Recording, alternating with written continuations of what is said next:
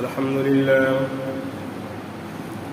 لله وكفى وسلام على عباده الذين اصطفى أما بعد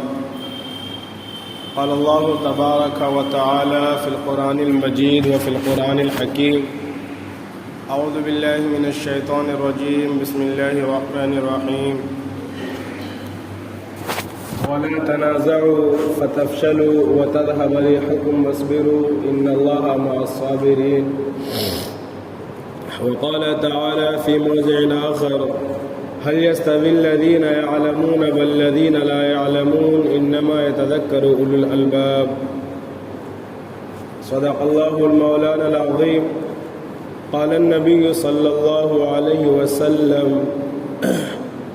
طلب العلم فریضۃ على كل مسلم او كما قال عليه الصلاة والسلام.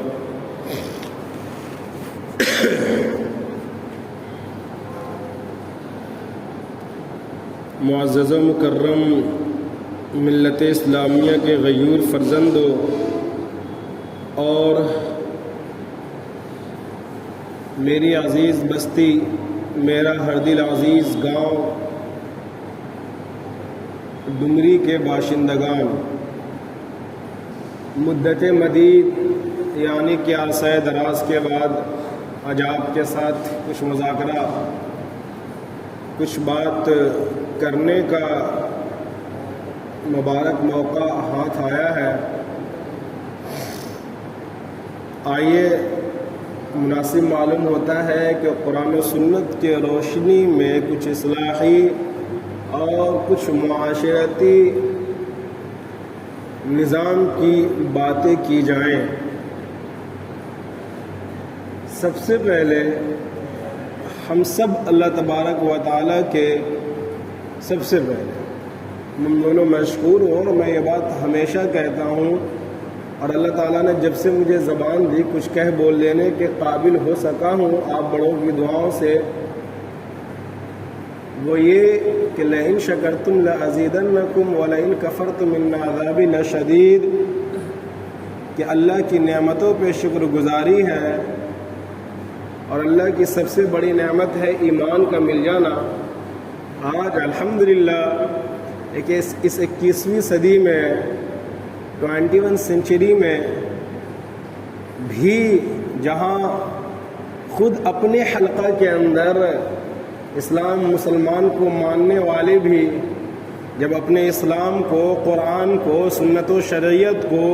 جدت پسندی کے بنا پہ شک و ارتیاب کی نگاہ سے دیکھنے لگے، ایک ایسے دور میں جب قربانی کے تعلق سے ہم شک و ارتیاب میں پڑ جائیں، جب ہمیں اس بات کا خیال نہ ہو کہ قربانی حکم ربانی ہے یا روزے کا رکھنا حکم ربانی ہے، اور یہ چیزیں دلیل قطعی قرآن سے ثابت شدہ ہے، پھر بھی ایک مسلمان، ماڈرن مسلمان، لبرل مسلمان، میں بھی غیروں کی شکوہ نہیں کر رہا ہوں، اب ذرا میری باتوں پہ مرکوز رہیں گے تو انشاءاللہ بڑا مزہ آئے گا. اور اگر آپ کے ذہن کے دریچے چشمے زدن کے لیے بھی اگر ادھر ادھر ہوا تو پھر آپ میری باتوں سے مربوط یعنی کہ جڑ کر نہیں رہ پائیں گے. عزیزان گرامی، میں یہ کہہ رہا تھا کہ جب ایک مسلمان ہی قربانی کے تعلق سے یہ کہے کہ بالآخر اتنے سارے جانور کو ذبح کرنے کا نعوذ باللہ اللہ کو کیا فائدہ ہے، تو پھر افسوس کا مقام ہے. جب ایک مسلمان کا پڑھا لکھا گھرانہ یہ کہنے لگے کہ رمضان بھوکا رہنے سے نعوذ باللہ اللہ کو کیا فائدہ ہے، پھر افسوس ہوتا ہے. جب ایک مسلمان ہی دہریہ قسم اور مرتد لوگوں کی طرح باتیں کرنے لگے تو پھر ناگاہ طور پہ وہ شعر ذہن میں آتا ہے، اس گھر کو آگ لگ گئی گھر کے چراغ سے. عزیزان گرامی، مذہب اسلام کے اعتبار سے آپ علیہ السلام کے زمانے سے لے کے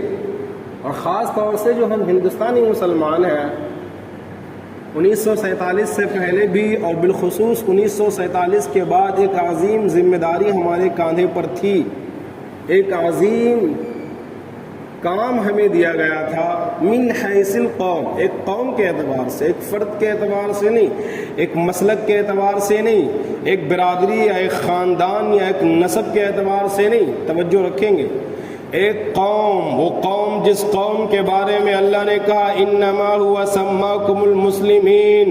اے مسلمانوں میں نے تمہارا نام مسلمان رکھا ہے۔ وہ الگ سی بات ہے کہ جب ہم اس دنیا کے اندر آئے، خاص طور سے جب ہم ہندوستانی مسلمان ہوئے، وہ الگ سی بات ہے کہ ہم مسلمانوں نے ایک دوسرے کو مسلب کے ہی نام سے یاد کیا اور خاندان کے اعتبار سے اس کے ذات اور برادریوں کے ہی نام سے یاد کیا، اور ہم مسلک کے بنیاد پہ لڑتے بھی رہے، ذات اور پات اور خاندان کے بنیاد پہ لڑتے بھی رہے،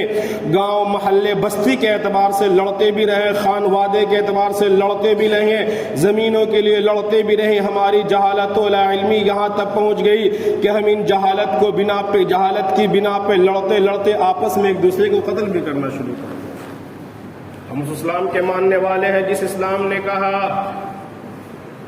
من قتل نفسا بغیر نفس او فساد فی الارض فکأنما قتل الناس جميعا، اللہ، جس اسلام کی یہ تعلیم ہو، جس قرآن کا کی یہ تعلیم ہو کہ اگر کوئی انسان کسی شخص کو ناحق قتل کر دے، اور یہاں پہ مسلمان نہیں کہا گیا، مطلق بغیر کسی قید کے کہا گیا، اگر کوئی انسان نفسا بغیر نفس، کوئی شخص بھی کسی جان کو ناحق قتل کر دے تو وہ ایسا ہے کہ جیسے کہ اس نے ساری دنیا کے لوگوں کو قتل کر دیا۔ ومن احیاها فکأنما احیا الناس جميعا، اور جس قرآن کی یہ اچھی اور سنہری تعلیم ہو، اور جس رسول کی غزوہ احد کے تعلق سے یہ تعلیم ہو، اے مسلمانوں ذرا کان کھول کر میری باتوں کی طرف سماعت لگا کر رکھیے گا۔ آپ یاد کریں اس موقع کو، اس واقعے کو، غزوہ احد ہے، رن میدان کے اندر جنگ کا رن پڑا ہوا ہے، اللہ اکبر کبیرہ حمدا صغیرہ بکرۃ واصیلا، آج ہم سب اسی نبی کے نام لیوا ہیں، آج ہم سب اسی رسول کے نام پہ زندہ ہے۔ والنجم اذا ہوا ما ضل صاحبکم وما غوا وما ينطق عن الهوى، جس نبی کی شان ہے، والضحى واللیل اذا سجا، جس نبی کی شان ہے، الم نشرح لك صدرک، جس نبی کی شان ہے، انک ورفعنا لك ذکرک، جس نبی کی شان ہے، انک لعلی خلق عظیم، جس نبی کی شان ہے، جس نبی کی شان یہ ہے غزوہ احد ہے، اور میدان کارزار میں لڑائی اپنے اوج پر ہے۔ پھر طرفہ یہ ہوتا ہے کہ آپ علیہم الصلاۃ والسلام کے چہرہ انور پہ خود گڑتے ہیں، آپ کے چہرہ انور زخمی ہوتے ہیں، آپ کے 2 دندان مبارک شہید ہوتے ہیں، اور جان نثار صحابہ کرام ہر طرف سے آپ کو اپنے گھیرے میں لے لیتے ہیں۔ وہاں پہ ابو دجانہ رضی اللہ عنہ بھی ہیں جو غالباً اپنے ہاتھ کو اور کوئی دوسرا صحابی اپنے پشت کو آپ سلم کے لیے ایسا ڈھال بنا لیتے ہیں کہ جب دشمنان اسلام برچھیاں اور تیر چلا رہے ہوتے ہیں تو